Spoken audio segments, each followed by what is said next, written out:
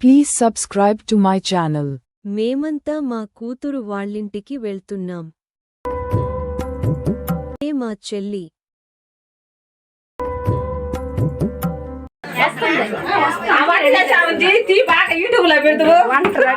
ఉల్లగడ్డ చేస్తుంది చెప్పు.